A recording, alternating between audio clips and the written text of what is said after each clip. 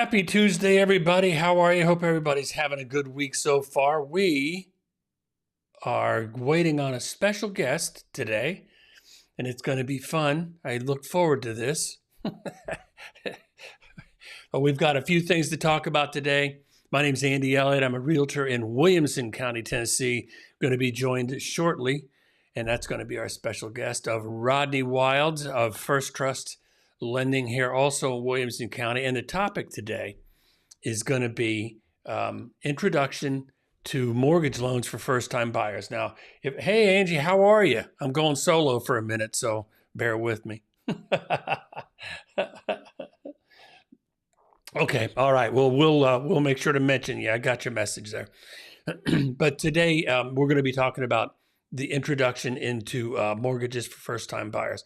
The reason we're doing all this work about mortgages and such recently is our goal is designed what I'm calling a bookshelf in my YouTube channel that answers typical questions for lenders, or for borrowers, whether you're first time or you've done it before, whatever the case is. But if you're looking for information specifically about how to get a loan, how it works, what happens on that, we're building a bookshelf where you can come find answers on that. And also in today's topic, which I may start out the show with, we're waiting on Rodney here, is about the settlement that was just agreed to. It's not complete yet, but the settlement that was agreed to by RE/MAX of $55 million. If you know what these lawsuits going on, they're going to perhaps change the real estate industry in a big way. Maybe not as much as some people think, but perhaps as well it just might. So we'll have to see what going down the road that's going to change. So that's what we're going to talk about before the end of the program today. So in the beginning, what I want to do is, we're just going to have to. Here's what's happening with RE/MAX and all the lawsuits that's going on. Residential real estate brokerage franchisor RE/MAX has agreed to pay $55 million to settle two class action lawsuits alleging the long-established way that U.S. homes are bought and sold as anti-competitive. Apparently, sellers, a group of them, I think it's a class action deal, got together and said it's not fair how the seller has to pay for the buyer's side of the commission. And as this case has gone, I think it's getting ready to go to court. I think that's the case. It hasn't even been to court yet, but they're willing to pay $55 million to settle this thing out of court. So that's going to be a tough deal. In the end, the changes that are going to take place, and we may touch on this shortly again, is what's going to happen when this actually, let's say this all takes place. I know I'm scattered a little bit out of my normal pattern. Sellers believe that by building in the commission that it's paid by the seller side, that it's inflating the price of homes. Whoops, hang on a second. Here we go. Rodney, how are you? I'm muted. You're good. All right. You got me out of trouble, man. Sorry about that, partner. That was so happy Tuesday. Everybody just scratch that, redo. Everybody got, I just sort of rambled on for a minute. We came in on time. Angie, hey, Philip and Wendy. Philip, what was that? Phil and Wendy, hey, kids. Philip and Wendy and Angie beat me to the podcast. Yes, you did. I'm glad to see you guys. That was a weird beginning. So anybody that's seen us before, starting over. Rodney, how are you doing? A good Tuesday for you? I'm doing better now. Apologize, I'm late. I ran into a little bit of difficulty here. I apologize to anybody that tuned in and thought, what, this guy is nuts. He's going crazy. My name is Andy Elliott. I'm a real estate agent, realtor here in Williamson County, Tennessee. We're with Rodney Wilds, who is a lender, mortgage broker here in Williamson County as well with First Trust. And together what we do is we share some information that's going to be helpful for folks. That's what it's all about. We've converted this show recently to a thing called Fast Answers. The goal is to be able to answer questions directly. And the topic today is an introduction to mortgages for first-time homebuyers. We know that a lot of viewers on here maybe aren't first-time homebuyers, but there's a lot of nooks and crannies. There's a lot of inside tips and tricks that we're probably going to touch on today that applies to everybody. So, but the title stays the same. It's the introduction to mortgages. So, are we going to start off with? I think we're going to start off with the numbers, right, Rodney? You got it. Got there. It. Okay.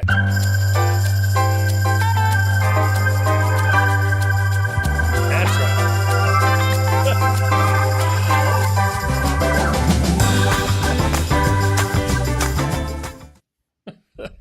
Ready. All right. As you can see here, what a roller coaster. This is actually, if you would, if this was at Disneyland, you could buy a ticket somewhere around in this area and ride this roller coaster of rates over the course of the year or so. So, but if not, what you're looking at, this green part means they're trying to get a little bit better. And the red part means it's getting worse. So it's been trending, since I guess almost what's down here is about August 21st. It's been trending a little bit better since then. So that's good news. I think we're going to kind of continue to see this trend throughout the rest of the year. Just not a whole lot of change, just kind of muddling along. Yeah. And do you see that it's going to stay? Let me get rid of that. Here we go. Here we go. Hang on. You can tell.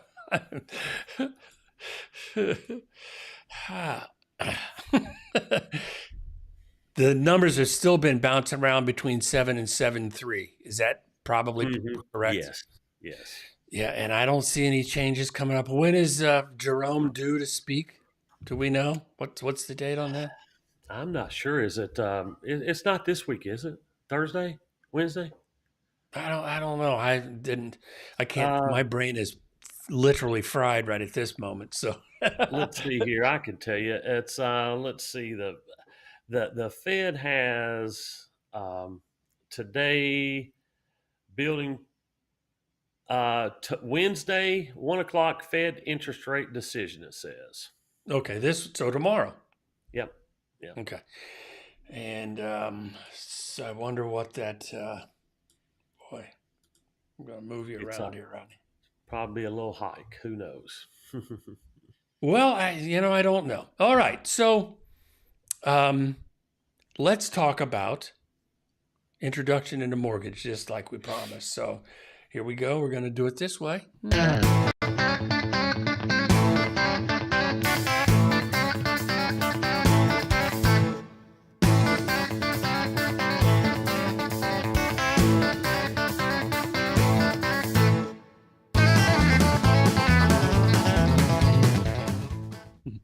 I stick on that a little longer than I should because I love that picking. Here we go. So, all right, let's jump in. What is a mortgage? Wow, that's a pretty good question. It's basically an instrument used to finance the property, and it's you pay a certain fixed payments, or a mortgage has its terms on it that you agree up front, which is on the note and the deed of trust. The deed of trust secures the property. The note tells you about your re-promise to pay and things like that. So that's all inclusive in a mortgage. But basically, a mortgage just secures your property, and you make your monthly payments until you reach the term of the loan and pay it off. And what is a warranty deed? Warranty deed is basically, it's like it's what's recorded to show you own the property.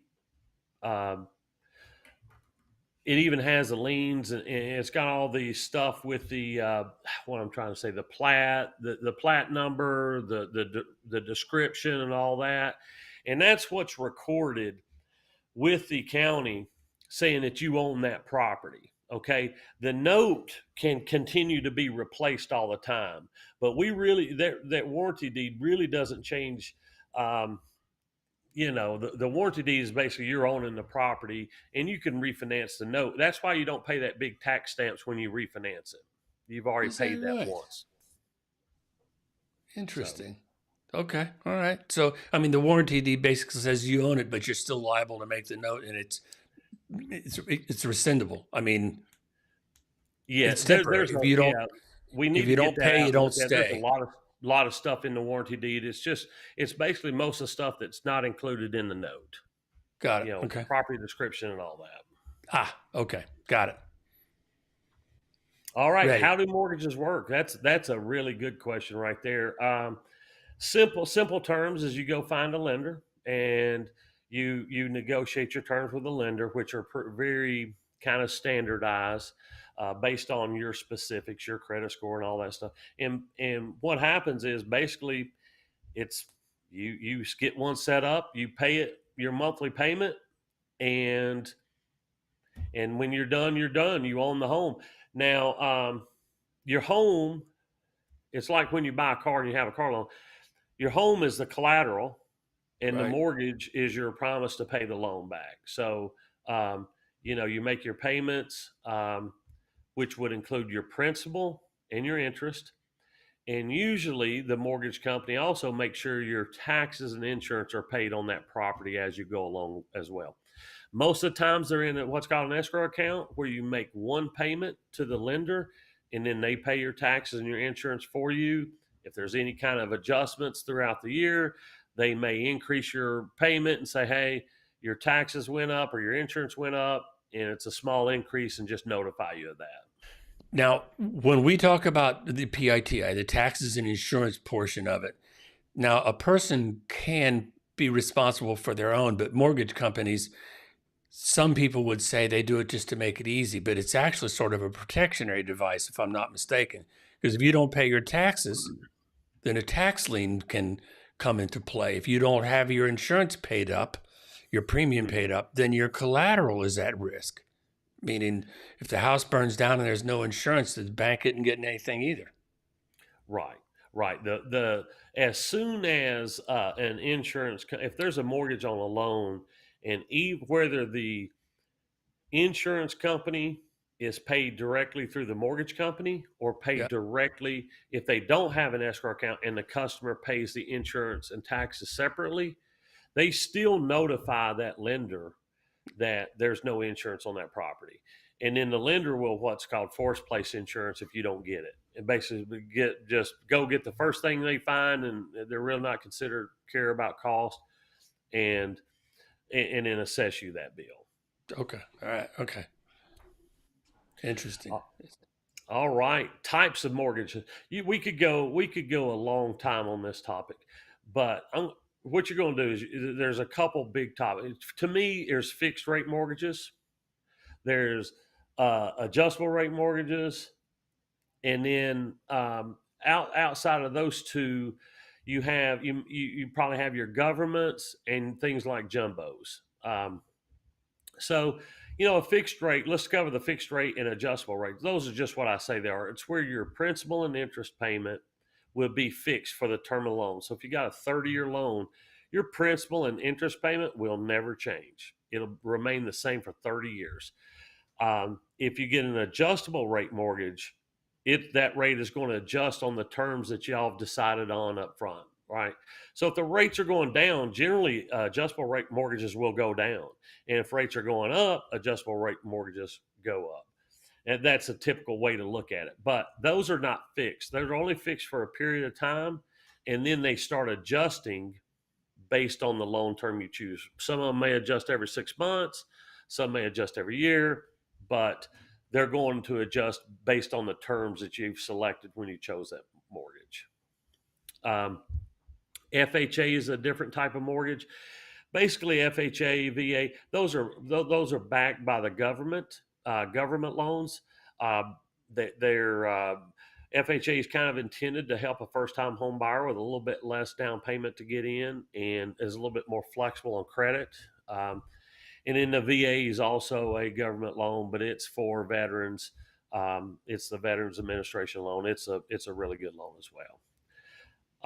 A jumbo loan is just a loan that does not meet conventional guidelines. Sales prices are so high in a lot of areas across our country.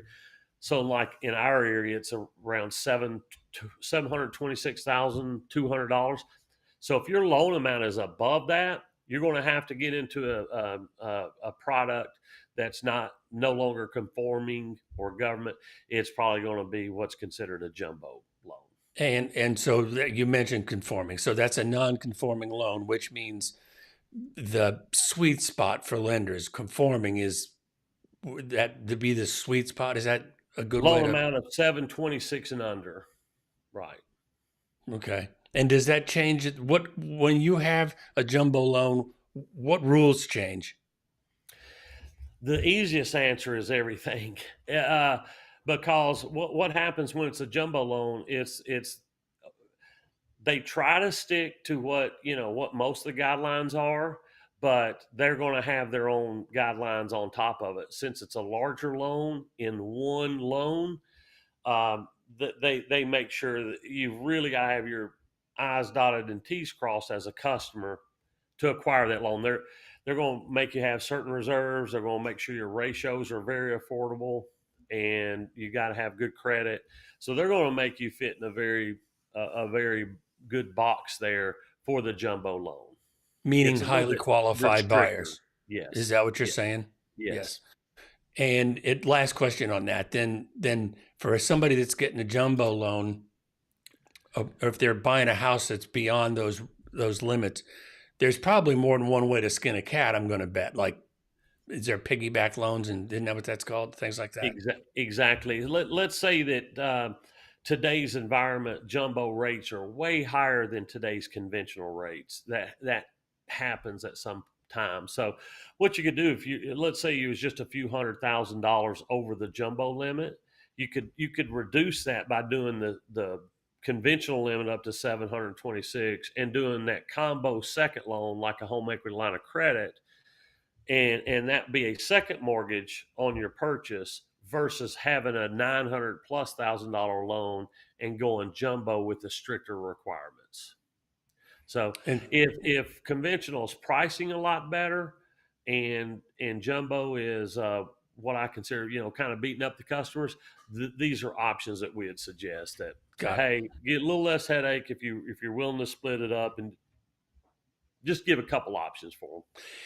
And I'm going to interject something here for anybody that's watching. That's where having a lender, and this isn't a pitch, I'm just telling you this is the way it is. Having a lender that knows their way around these numbers, they're a good resource to get that kind of advice, because the normal buyer, myself included, would come to a lender not knowing these different options. And there's good options that you're probably not aware of, that Rodney's been in the business forever, somebody like him is going to be able to help navigate through those different things. So I just want to throw that out there. For sure. Yeah. You just want to look at a couple options and see what fits best, for your scenario, right? Because everybody's different on that. So, yeah. All right. The mortgage process for buyers. We went through this one just a few minutes ago or a few days ago, didn't we? We did. Quickly, the first things first, get pre-approved. And during the get pre-approved part, the number one thing right now I'm promoting is get your credit checked. Get your credit looked at. Make sure it is the highest you can possibly have it, right? So if there's a couple little things you could do without spending a bunch of money, we're going to be looking at credit, because credit is important right now. Yep.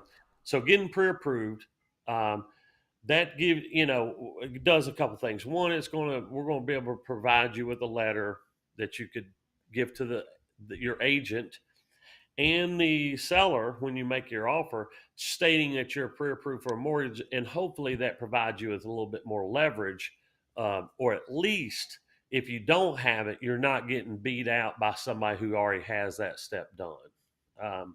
So it's definitely one of the first things you need to do is get your pre-approval done. And it sets your budget for your housing. Like, we're going to talk about how much payment you want to spend, how much down payment, and things like that. So we've got to make sure this house fits in your budget, obviously. And then the next part, shop for a home, and that's where you're with Andy, and you shop for a home. You go look at them, you see them online, and then you get ready and you make an offer. And the pre-approval part already has the offer kind of in consideration, because we've already talked about it. We've already talked about with the buyer, like, hey, how much do you want to put down? How much do you want to bring to closing? And then so all your earnest money and everything, negotiating that process, it makes it a lot easier from there.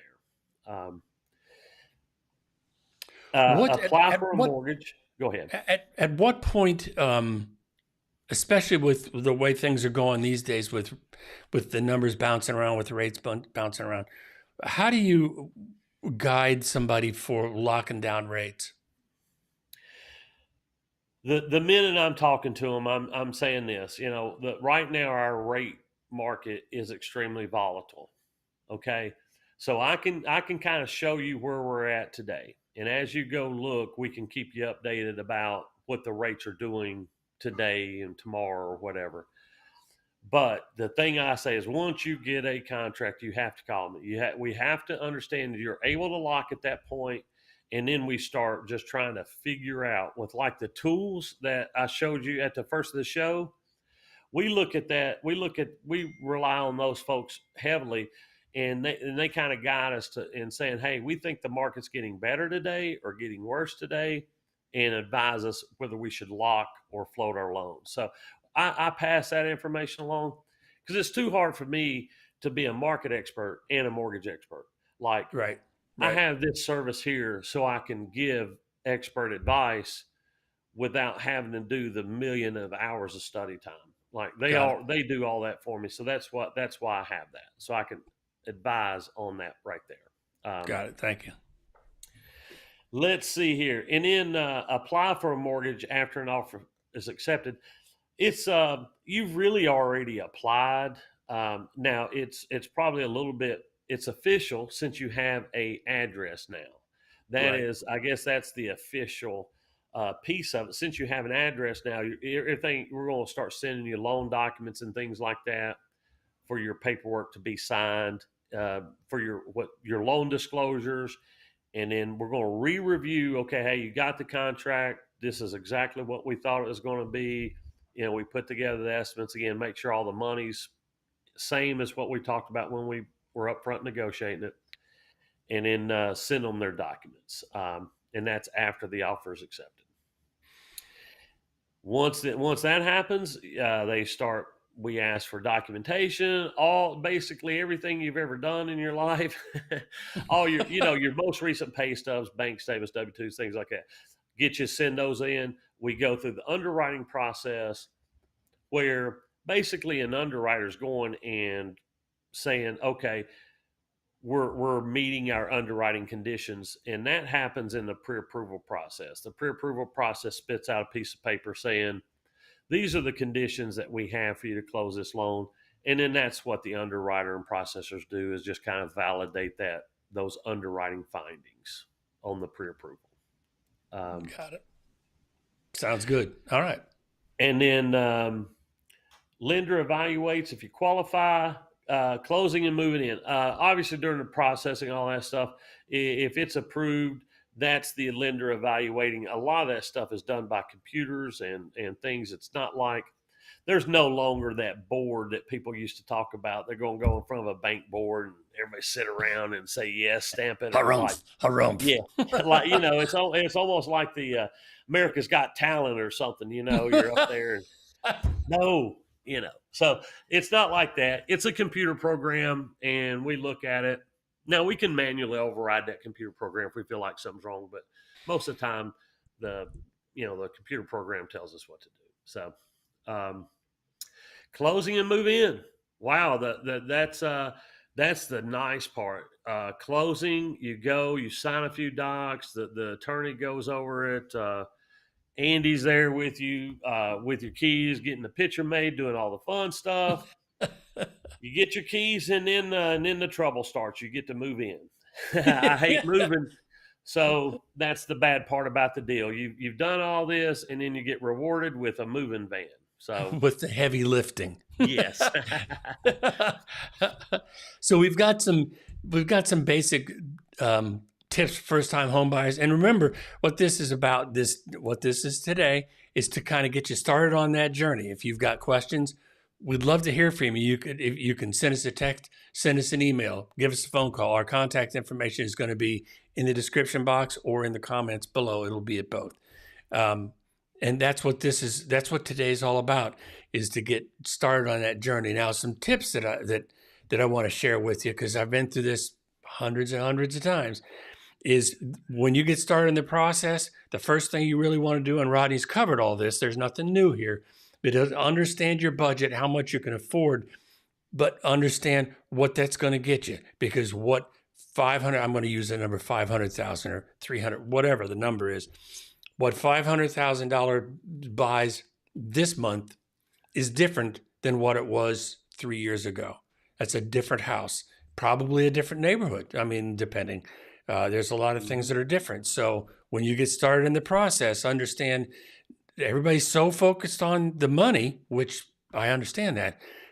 You have to take into account what it does to the commodity, the house itself. And I'm going to tell you that it's different than it was. So kind of be ready for that. That's what you and your agent should be able to hash out. That's the benefit of talking that through. Does that make sense, Rodney? 100%, yes. Okay. Then getting pre-approved to show the sellers that you're serious. You want to have that letter. There's a difference between a pre-qualification and a pre-approval letter. Well, maybe not. I mean, Rodney has taught me there's no difference, but meaning some people will call a lender and say, this is what I make.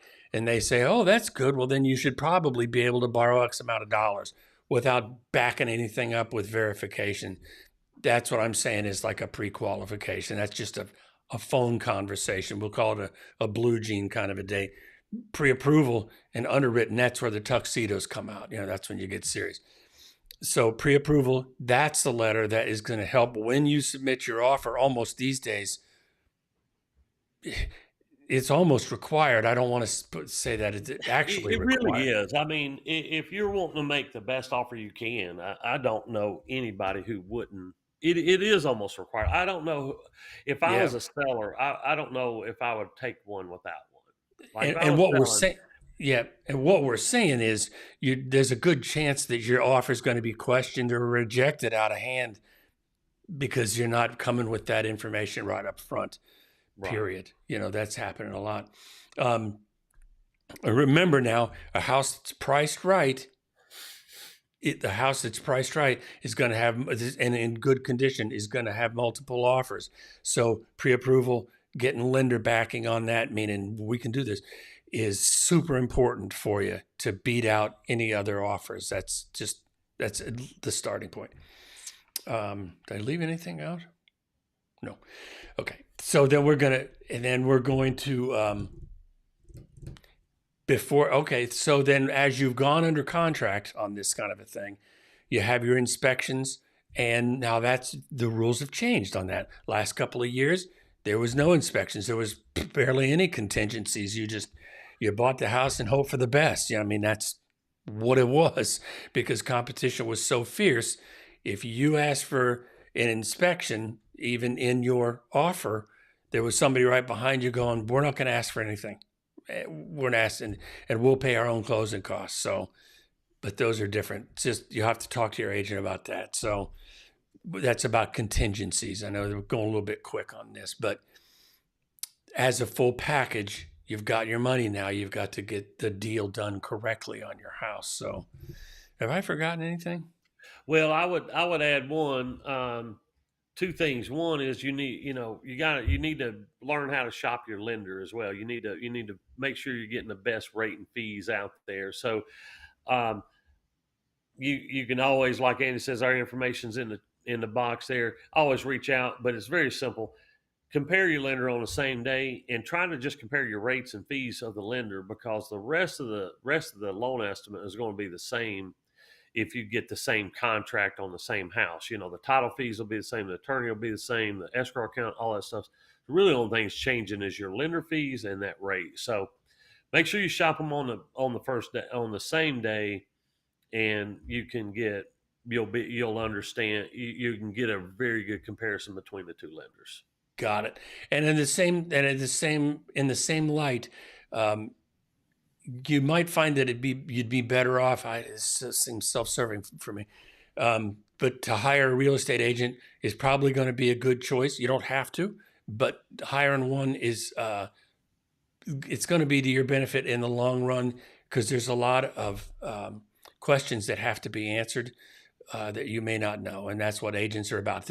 An agent does one thing: they're out to protect your interest in their fiduciary in your business, and so what happens to you is more important than what happens to them. That's what fiduciary means. So when you're out there, be sure you hire an agent, somebody that you can communicate with and somebody you can relate to. And on that note, is it okay to cover the topic that I included, Rodney? Are you okay with that? Oh, 100%. Yeah. Okay. And I'd say this about agent. I mean, in Tennessee, you don't pay. In Tennessee, right now, the seller pays the buyer's agent fee for bringing a buyer to that house. So like when you don't hire a real estate agent, meaning you don't get representation unless you have your own real estate agent. Now, I'm not saying when I say you hire them, you just have to pick one you're working with. You're not paying them. They're going to get paid when you write the offer. They're going to get paid by the seller. Typically, there's always rules and all that stuff, but typically you're being represented by your agent, and you get paid by the person listing the home or the seller for bringing that buyer to the transaction. So, and I would never disagree with you, but I'm going to phrase that differently because yes, please do. My license is this is a license thing. At this point, and that's what we're going to talk about next. Wait a minute. I'm going to break. We're going to do something. Hang on a second. Where'd it go? I'm going to end this section.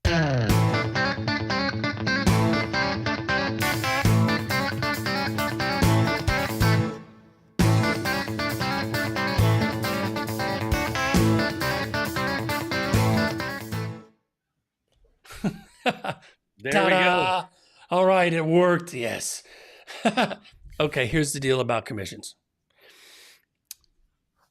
The end effect of a buyer going under contract, it feels like you're not paying the buyer's agent, but in fact, it's factored into the contract. So you're paying for it, but indirectly. It's going into the contract price instead of your pocket to the agent's pocket. And I'm not trying to disagree. I'm just saying it's not free. It's getting paid for in a different way. Now that brings us up to this article that I want to mention. And this is what I was kind of babbling on before you got here. Okay, and so isn't there another lawsuit that's supposed to be settled in October that's supposed to settle all this? I mean, it's because I'm surprised RE/MAX is I thought all this was included in one, but is RE/MAX? I'm assuming. I guess this is a separate. Well, it's as you look through this article, and the reason this is important for anybody out there that's getting ready to buy a house, you need to hear what we're saying here. Nothing has changed yet, and it may take a while for things to change, but that doesn't mean change isn't in the wind. What's happening here is that a bunch of people got sued in a class action lawsuit. Apparently, I guess the way a class action works is a bunch of people who get together, and together they sue whoever it is that they feel that they were treated unfairly by. And so you got RE/MAX, and you've got good Lord, Coldwell Banker. You've got just a bunch of them. Where can I find that?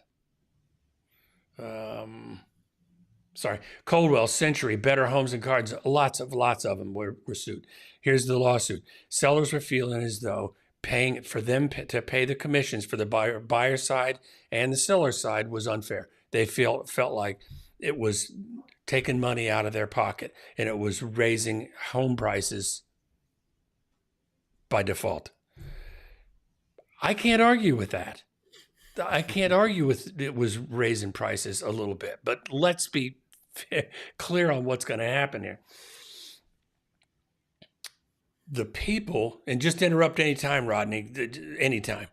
Well, I'm curious as what you think is going to happen, because I'm curious as how all this is going to shake out. So, because I don't know what the end results of this is going to be. Well, the fact that RE/MAX has made an offer for $55 million to pay off in one account that I assume is going to dole out dollars to a bunch of people. That's what they're proposing. A judge hasn't approved this, and there's a second lawsuit.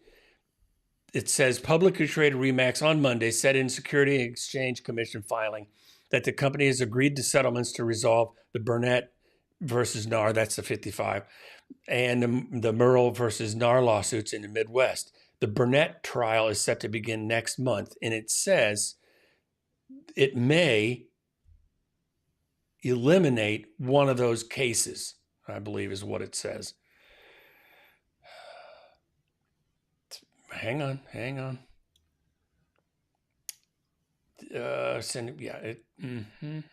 But at any rate, and I'll get to it. Oh, right. Defendants that do not settle the case are at risk of paying out multi-billion-dollar settlements in a larger case, Merle case, headed for potential trial next year in Chicago. Maximum damages could be more than $41 billion. Wow. And if you can read through that, Rodney, somewhere and it says it could drop one of those cases. But I'm trying to get to the point of what's the consequences going to be on this. People talk about 6% being standard fare. That's what it has to be. That's never been the case. That's never been the case. Commissions are always negotiable. 6% has been traditional. What does that mean? It's if you are a seller and you sign on the bottom line saying 6% is okay, then 6% it is. But if you ask the agent, can you do it for 5%? Chances are good that's what you're going to get that. Or the agent will say, no, I'm worth more than that. Maybe they provide extra services, whatever. It's negotiable. But in the contract, in a listing contract, it's spelled out how things are split up. So let's just use 6% because that seems to be the big deal. Somebody signs a listing agreement for their house, and let's say it's $500,000, right? Yeah, let's do 3, 5, 15. So they're saying 6%. So it's $30,000 as a commission on a $500,000 house. I think my math is right. I can multiply almost anything by 3. But half of that of the total amount is going to go to the buyer broker. It's being offered on the MLS as a cooperative fee to the buyer. When a buyer broker brings their buyer to the table and makes an offer, then the buyer broker is going to be paid that 3%. That's where the split comes from. Now, I want you to understand something. For anybody that thinks that agents get that full 6% or that full 3%, you're dreaming.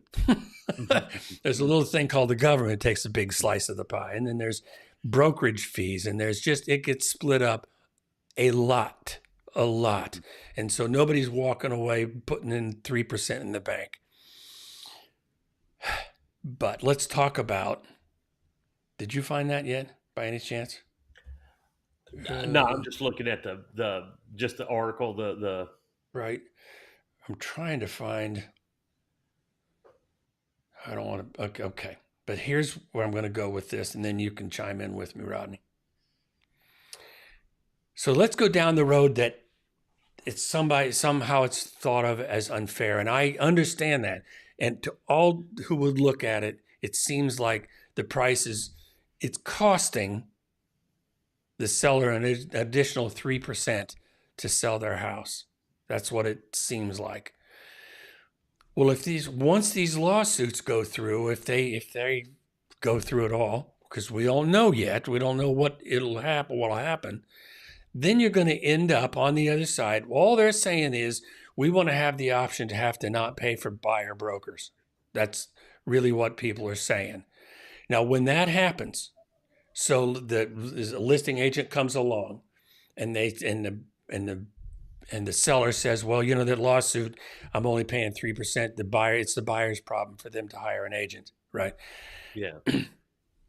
Well, now all of a sudden we've got houses that are listed where the seller's paying 3% and houses that are also listed where the seller's paying 6% to ensure that they get a buyer coming in.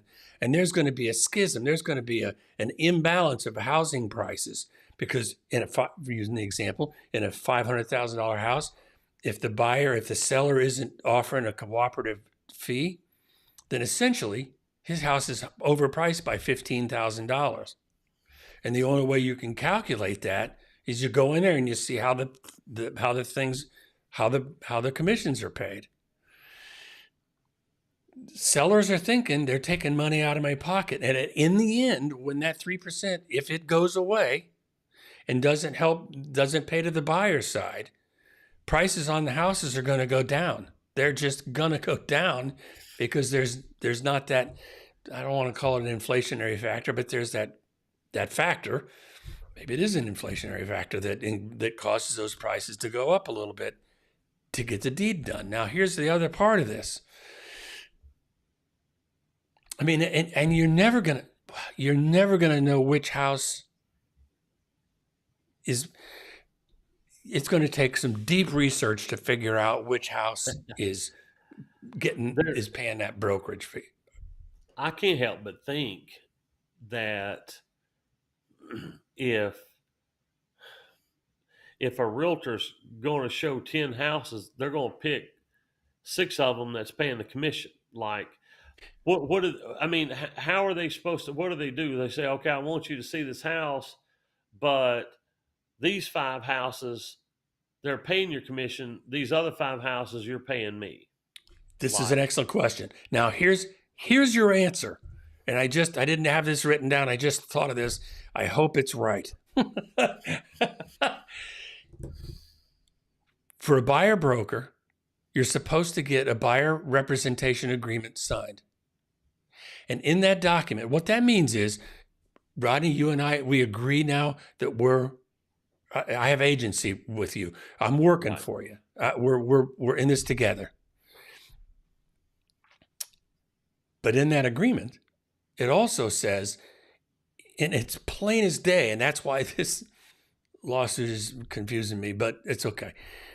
In there, it says plain as day, if in fact the seller doesn't offer a cooperative fee, a broker fee, then the buyer is responsible to pay the buyer's agent. All right. So you and I, let's say that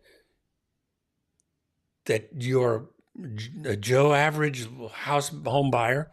You're looking for a $350,000, $400,000 house, nothing too off the charts.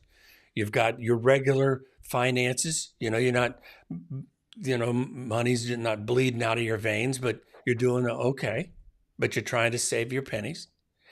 And you want to go look at 6 houses during the course of the day. And you've got an agency agreement with me. We've had the conversation. Some of these houses are going to have a cooperative fee where it won't come out of your pocket to pay me. And then there's some of these houses where it will come out of your pocket. Which houses do you, Mr. Buyer, want to go see? And out of a list of 10, if 5 of them are not getting broker fees paid by the seller, what are the chances that buyer wants to go see that house, those houses? I'd say slim to none. Yeah, until they see it on the internet and think it's better than the ones they did see. And then, what I'm saying? It's just, I don't know what this is going to turn into. This seems like a mess. Right. Well, here's the other part. Here's the next thing that's going to happen. This is just my belief, but I know human nature, and I've seen it without the outside forces. Am I going on too much, Rodney? No. Okay. I want to hear about it. All right. Here's the other thing that's going to happen. For years, agents have tried to fight, and we don't talk about it a lot because it's just an ugly part of the business. There's a thing called an end run. And that's where a buyer comes in. You don't know them. They don't know you. There's no really allegiance there. You haven't been able to get them to sign a buyer's agency agreement because who wants to be committed to somebody forever, right? Nobody wants that. But you'll go show them a bunch of houses, and they'll go, hey, thanks a lot. And you try to call them, and they disappear. All of a sudden, you find out that that same buyer, no agreement, has done an end run and gone directly to the listing agent. They used you to get in the house and then left you in the dirt to go straight to the buyer's agent. Sorry, the listing agent. Now, what does that mean? Most people think that they're going to save money. In a normal circumstance, the listing agent's already contracted with X amount of dollars for the seller to pay. That's a contract already. That's done. Are things negotiable? Still, they're negotiable. But here's the bigger deal. If the buyer does it with this new scenario, if a buyer finds a house that's not getting a broker fee paid and they don't want to pay an agent $15,000 to help them get a $500,000 house, they're going to go to the listing agent. Now, my question to you is, with a listing agent, they're either a dedicated agent or they're a facilitator. It's one of the two. You're either dedicated to one side or the other, or you're a facilitator and you're nobody's guy. That's the only two options you have. Or you can be a dedicated agent to the listing agent as the listing agent, but then you have an unrepresented buyer that you have to treat fairly. God bless America, but you're not their agent. Who's going to get the good advice on that deal? It won't be the buyer, right? It ain't going to be the buyer. And if you're thinking $15,000 was expensive, well, you're going to pay that more than likely in the cost of the house. Yeah, I mean, the times I see, the worst thing, I tell you, the worst thing for me is when there's not an agent involved. Like if you tell me, like if you say, okay, I have two buyers, a buyer and a seller, and no agent, it's the worst. Like it is. I ain't tooting your own horn, but it's a whole industry. Whenever there's not a real estate agent representing people involved, the transaction's awful. They don't, the customers don't know the forms that they're supposed to have. They don't know inspections. They don't know, a seller or a buyer doesn't know. And generally, like you could have you could sell your home. Obviously, you would know, but for the most part, it's people trying to save money, and the buyer always gets ripped off.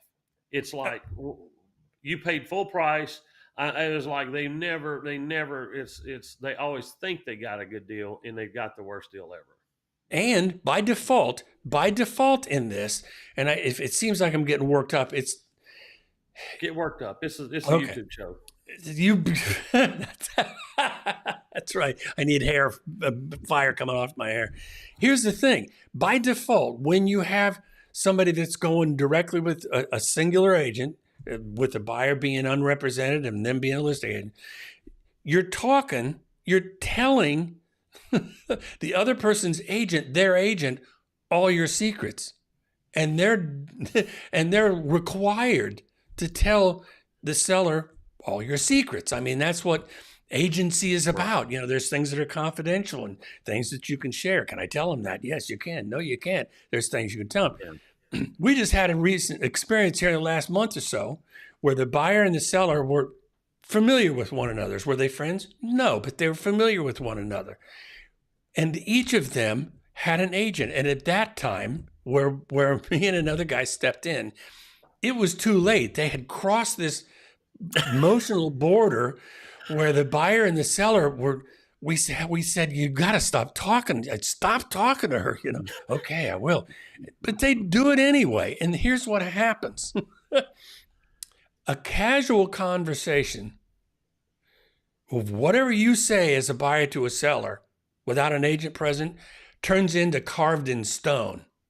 Well, you said, but with an agent, nothing's real until it's on paper. Right. And we had a number of things that came up. Where did this come from? Well, we were talking great, Yes. And now I'm saying that to be funny because it all worked and they were friendly and there is a rule. There's the rule. and this is not a rule of thumb, man, I'm telling you, this is a rule if you're in real estate. If a buyer and a seller have an end desire to close the deal, if both of them do, I don't care what happens, it's going to close. Negotiations will take place, extensions, I don't care. Both of them want it to close, it will close. If one of them are iffy about it, 80%, that thing ain't going to go. That's just going to happen.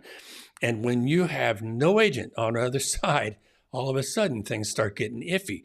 What I'm trying to paint a picture here is the people I was just talking about were all friendly, and we knew that we were going to close a deal, and some of it was ironic and funny, and I mean, we couldn't believe what was being said. Where's the shed? Well, I don't know. Where is it? Don't know. You show me a situation where things get ugly, that's a different scene. The picture I'm painting is things can get, that's not what you said. Yes, it is. And here's the document, but I didn't know. Right. I didn't hear you say that. That didn't matter. Right. Yeah. No, it's in writing. Yeah. Y'all are, the real estate agents are famous for that. But bottom line is you go call the listing agent. Every single scenario has already negotiated with the seller to try to get them the best deal. So why are you talking to that person? It's like you need to bring in your own army to fight these people for you. And typically it's paid for, not out of your pocket. It's already negotiated in the sales price of the house, right? Is that how it's best to say it? I mean, yeah, it's already in there. It's not, the reason I'm stepping away from that is there's a license. I don't want to get a thing. It's not free. It's paid for. It's just paid for in a different way. It's indirect. Yeah. That's all I'm saying.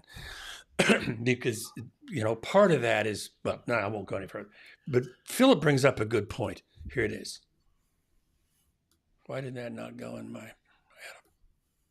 Sorry. Philip, I'm sorry. I'm trying to get this right. Here we go. Your point right here is, wouldn't the industry be forced to do all sales buyer pay agents? I think the whole argument here is everything's negotiable, and that's what they're trying to get to. You would think that that's the case. Wouldn't the industry be forced to?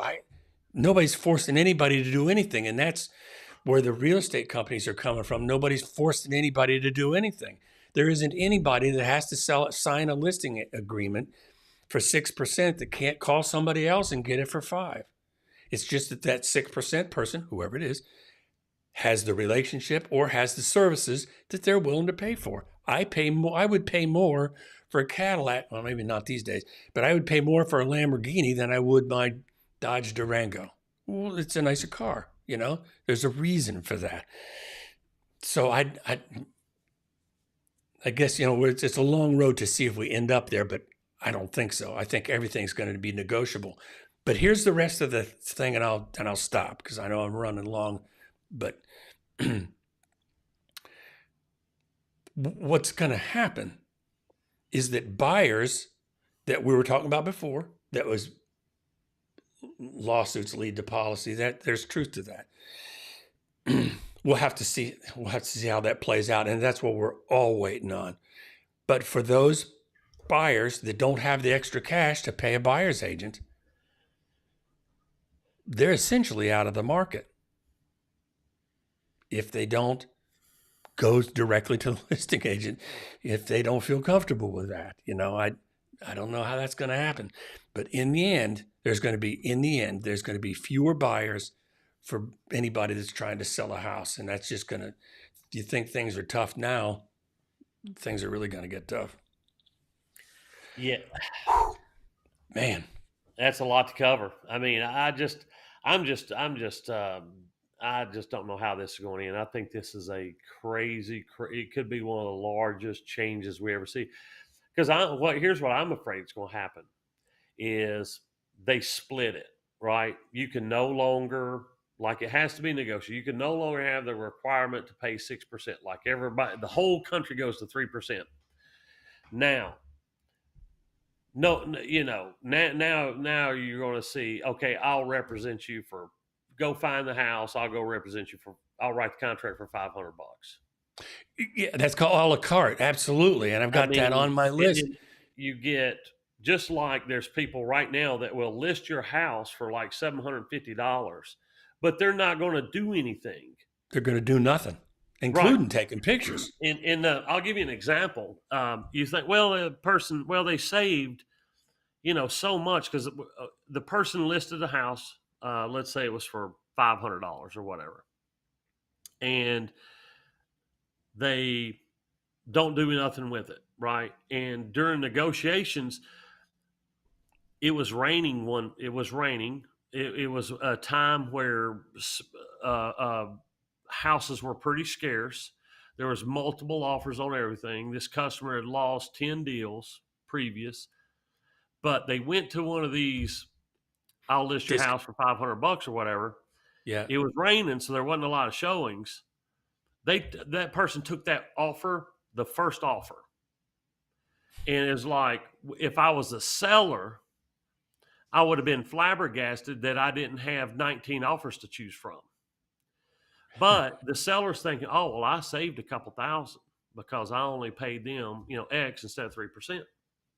And I'm like, no, you really lost a fortune because one, you took the first offer you seen, and two, it was at the time where you said, okay, well, submit your 25 offers and I'll get back to you Tuesday. You know, but they weren't going to do that for $500. Right. And usually those things are paid up front, so they don't care. Right. So, and they don't help during the transaction. You know, I've done a few of them, and it's like the other agent works and does all the paperwork and has to get the seller side because they literally do not do anything but put it in the MLS. So I'm like, you know, the seller's not getting a bargain at the end of the day with at that. the end of the day. And nor the buyer did because they didn't have to compete, you know, in a market of, you know, that competitive. But I'm like, wow, that was, the buyer was lucky to run into her. That appraisals are going to turn into a real murder scene. I probably shouldn't have said that, but I mean, they're going to be all over the map. Prices I'm like, I don't know what's going to happen. Yeah. And for anybody that's wondering, you know, when you're talking about the cost of commissions, I'm just saying every day we're able to negotiate way more than the cost of commissions just by your garden variety negotiations back and forth. That happens every day. It's yes. Yes. Not only the negotiation piece of it, and to me it's the sanity of it. It's like, how do you deal without having somebody to keep your emotions in check and dealing with the other party? Like it's a big thing buying a house from somebody else without you involved, you know? And I'll tell you what, and in the end, I'll end my rant this way. You know, it's all fun and games until somebody falls out of the tree, right? You know, it's all, you think you're going to save a big amount of dollars and then something starts to go haywire and there's nobody on your team. That is an awful place to be. Yes. Because then the only person you got to talk to is either a lawyer or a judge. That ain't fun, you know, and I'm not saying, I have no idea how this is going to work out. Yeah. But it's going to be a mess for a while. It's going to be a change, isn't it? It's going to be pretty wild to see. And last point on that is what you just said reminds me of when, and it, you know, this happens all the time. People will go into a new construction, you know, thinking that they're going to save that. And it's the same contract. It's no different with new construction. You're not going to get that extra money out. You know, it's going to go to it's already negotiated. So you're going to go back to the builder or go to the agent. And then that buyer has to deal with somebody who really don't care about them that whole 6 month, 1 year build time. And I'm like, golly, if you'd have just listened and got your own representation, it'd been so much better. Yeah, and it's going to take, and I hate to say this, it's going to have to take a lot of people getting in tough situations and speaking out for it to get addressed again. I mean, there's going to be a lot of, I think that there's going to be a lot of people hurt. The saddest part is there could be, and I think this is the risk, is that people could end up getting, and I'm going to use the word ripped off. They could be, perhaps unfairly, but they could pay way more than they need to and never know. I mean, that's right. In my opinion, that's the worst part. If you've been screwed and out of $30,000 and you didn't know, you know. Yeah, I'm just we have a lot of really good real estate agents right now that care about their people, care about their buyers, and they care about their sellers. And 99% of our loan transactions go good because we have those type of people. But I don't know if this is going to reduce their income, but it's like it's got a chance to. And I'm concerned that we're just going to end up with less quality of people doing these deals for $300 and $400 than we have the professionals doing now that keep it all together. Yeah. Last thing I'll say about that, for anybody that's going to be doing a la carte, and I hold no grudges on that. But if you give me a bill of fare, a menu of things to choose from, if I select just receive the offer and pass the word along to me, that's different than get the offer and negotiate it for me. That's different. And right. I can't, as the buyer, I can't complain about it when you don't negotiate it for me. So, hey, go back to those tips. Whether you're first time home buyer or not, call your lender, call your agent, figure out, if this lawsuit's been settled, how things are working. Just have a conversation about it with a good quality person, and you'll know what to do. Yep. And on that note, Rodney, that was great. Thank you so much for everything today. That was super on the beginning there. Yeah, when I show up late, I pretend to bring my A game. He brings his A game, ladies and gentlemen. Listen, thanks a lot, Rodney. We will talk to you next Tuesday. Philip, twice I called you Philip. Phil, Wendy, see you. Angie, I know you're watching. Thanks a lot, you guys. See you later. Bye-bye.